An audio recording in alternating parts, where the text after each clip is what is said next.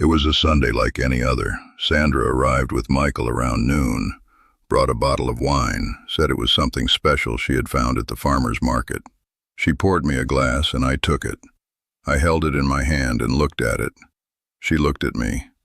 And in that look, calm, patient, almost warm, I saw something I did not want to see.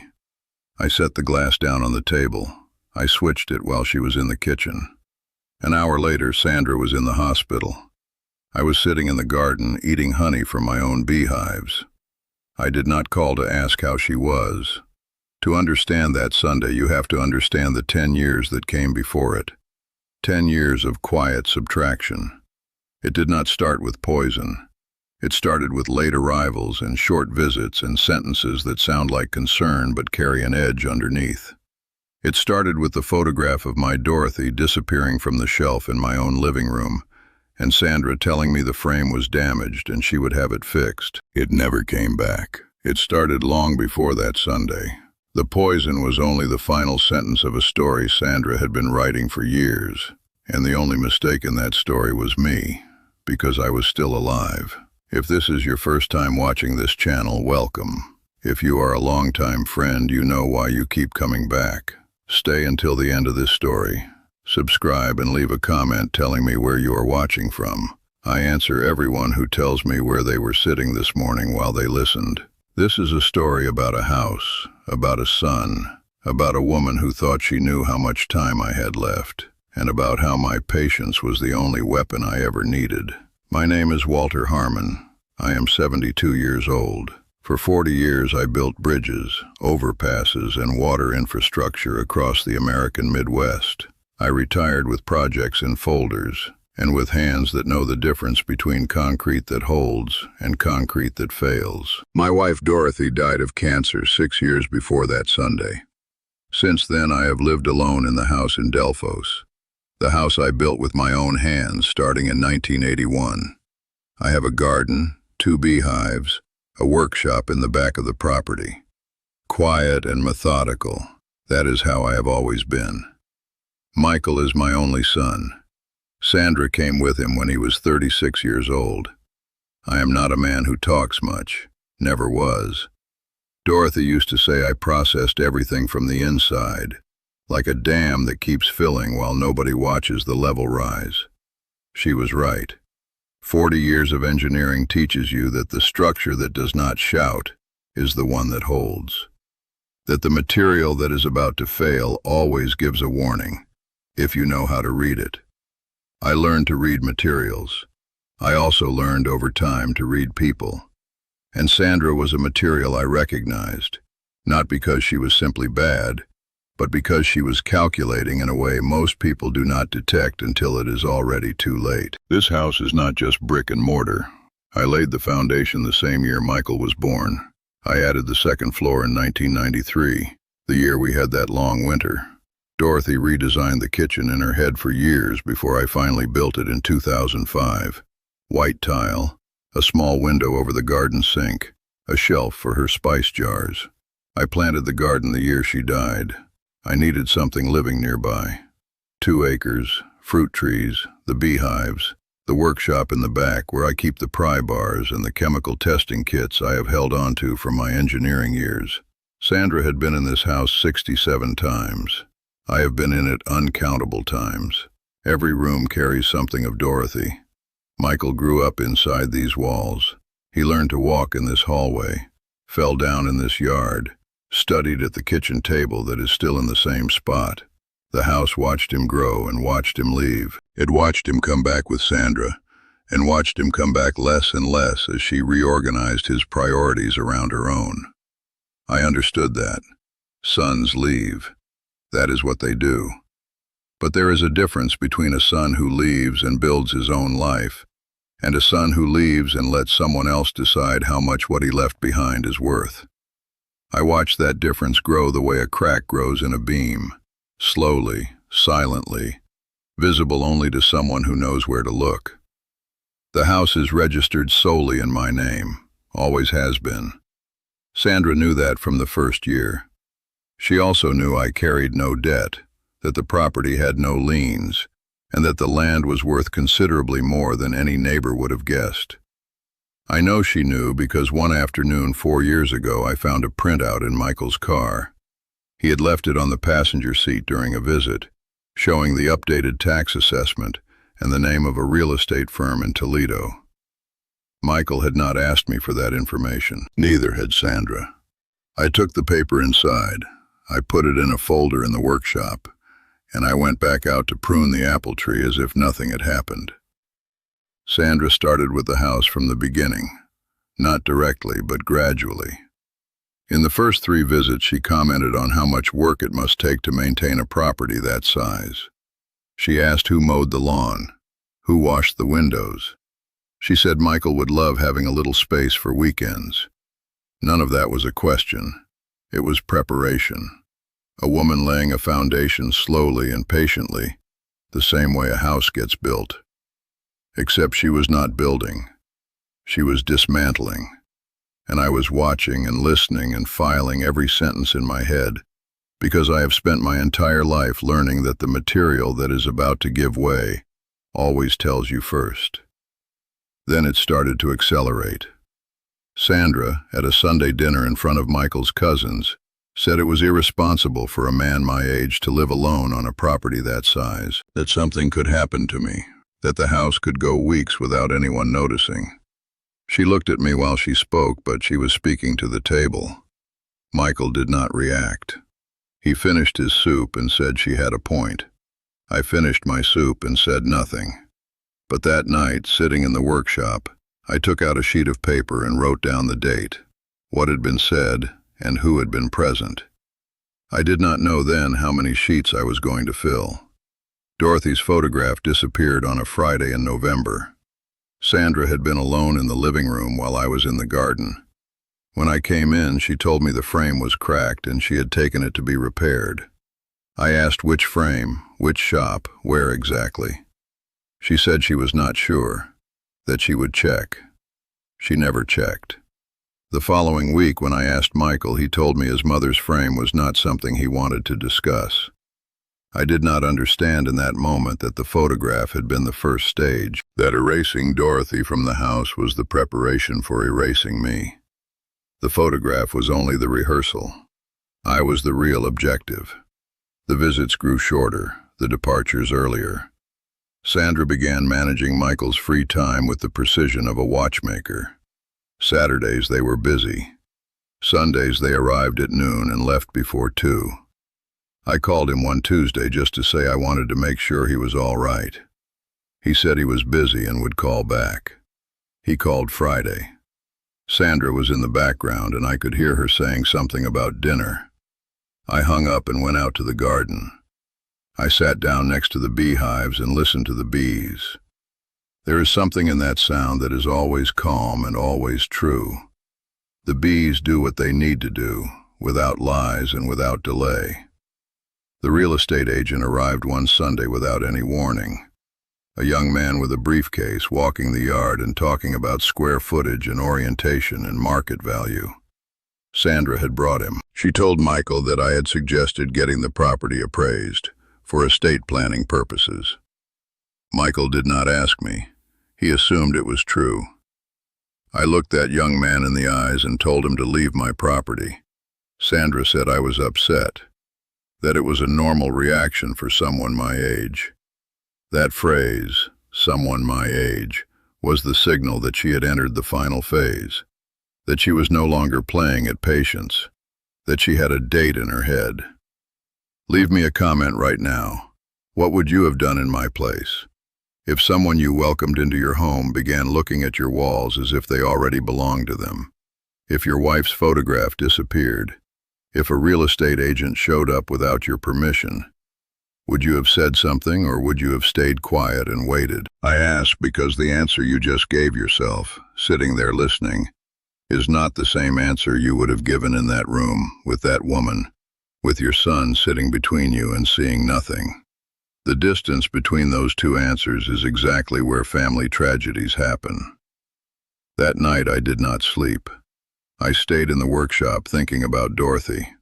I thought about how this house had outlasted hard seasons, her illness, 6 years of my own solitude. I thought about the garden I had planted because I needed something living nearby. I thought about Michael, about the boy I taught to tie his shoes right here in this yard, on this gravel path. And I thought about Sandra. It was not passion or rage. It was calculation. She wanted the house. She wanted me out of the way. And she had chosen the most primitive method available because she believed she was invisible. And she was invisible only because I had chosen not to look. The shift did not happen with anger. It happened with recognition. The way it feels when you finally see that a beam has been failing for months and you understand the complete pattern. Not panic, but clarity. I knew exactly what I had in my hands. I knew exactly what I could do with it. And I knew above all that I was not going to rush. The mistake Sandra had made was not only moral, it was strategic. She had acted as if I were a passive obstacle, as if old age were a synonym for defenselessness. That mistake was irreversible. And inside that mistake was everything I needed to build something she could not take apart. By morning I had called George. We had been colleagues since the 1970s, and he had retired as a notary in Lima, Ohio. I told him only that I needed the name of a serious criminal attorney, and that it was urgent but not an emergency. He gave me a name. I drove to Toledo that same afternoon with the glass in a paper bag, the bottle, the photographs, and 14 pages of handwritten notes I had been accumulating for years. Dates, phrases, names, the occasional witness. The attorney read everything without interrupting me. When I finished, she said, "We do not file yet. We keep building the record." I said that was fine. I drove home and planted another row of garlic in the garden. I had patience. I had always had patience. I installed a small recording device in the workshop, legally, on my own property, in a space where conversations took place in my presence. Sandra did not know. Michael did not know. Over the following 3 weeks, I recorded 7 conversations. Not all of it was useful, but one sentence was worth everything else combined. Sandra, talking to Michael about the deed of gift, said that Walter had told her personally that he wanted to transfer a portion of the property. She said it with the particular calm of a woman accustomed to not being questioned. She said it as if it were a settled fact. And in that moment it stopped being her word against mine. It was on tape. I went to see my doctor and asked for a formal written assessment of cognitive capacity, a document certifying that I am in full legal competency, and that all my decisions are made autonomously and with full awareness. He looked at me with a surprise I understood. I told him only that there were circumstances in which that document could make a significant difference. He did not ask for more. He signed it. The attorney added it to the file. Then I went to the bank. I restructured all my liquid assets into a revocable trust administered by my niece in Columbus. A serious, discreet, completely trustworthy woman. Sandra had no idea. She believed everything was still in its place. Everything had already been moved. The attorney also filed a legal instrument with the county recorder's office that prevented any transfer of the house without the verified confirmation of 2 qualified witnesses and direct written notification to the title holder. It was not a permanent block. It was a tripwire that would make any real estate transaction involving the property extraordinarily difficult to complete without my direct knowledge. Nobody would ask me about it because nobody knew it existed. That was exactly what I was after. Not raising visible walls, but digging trenches nobody would see until they stepped into them. It was engineering. The same principle as always. You do not build for the first impact. You build for the moment when nobody is watching. After the failed attempt, Walter, without symptoms, without accusations, without any visible change in his behavior, Sandra read the silence as confirmation that everything had gone according to plan, that the dose had been too low, but the old man had noticed nothing.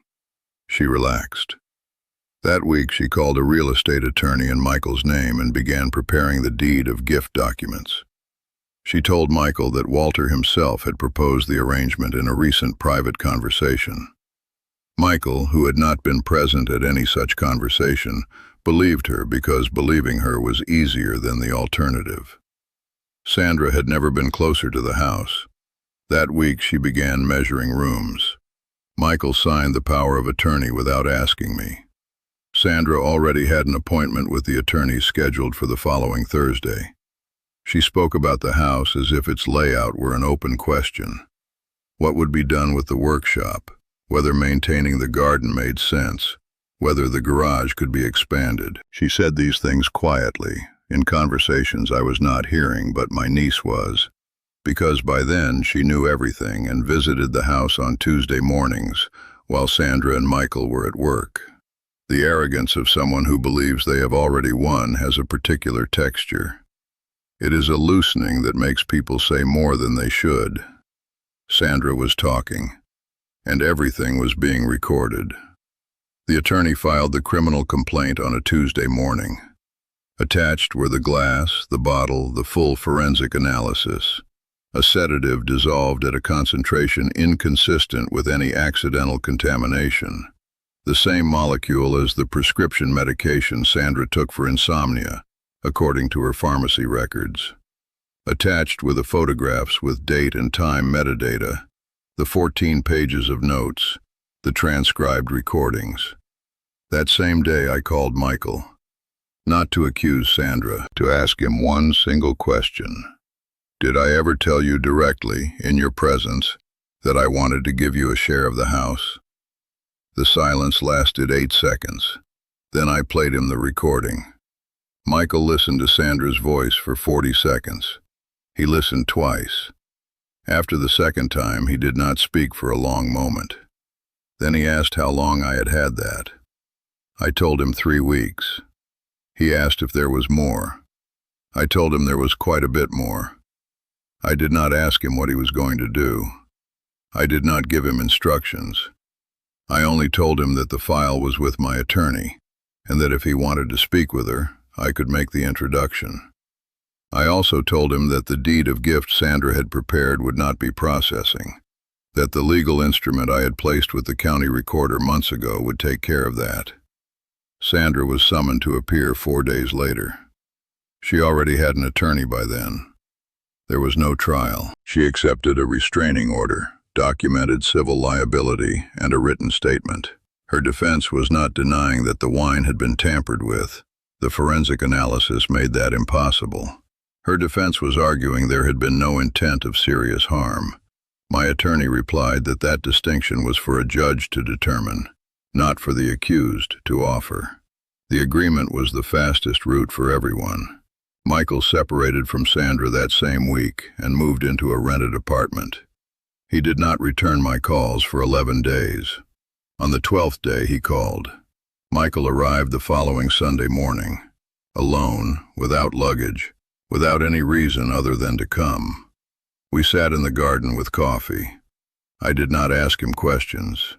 He did not offer apologies out loud. Loud apologies are for the person giving them, not the person receiving them. We sat and looked at the garden in silence. The pears were almost ready. The bees were working. The light was where it always is at that hour. I told him I was going to need help with the 3rd beehive because the 2 colonies were producing more than one man could manage on his own. He did not say anything, but the following Sunday he arrived wearing work gloves. I drafted the final will. It was not long. The house and the land will go to Michael. The condition I attached is not financial.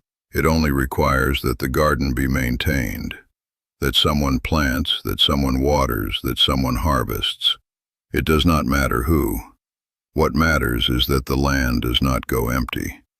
Dorothy loved this garden. I planted it for her even after she was gone. It will keep growing after me because that is what gardens do. They continue even when the person who planted them can no longer see them.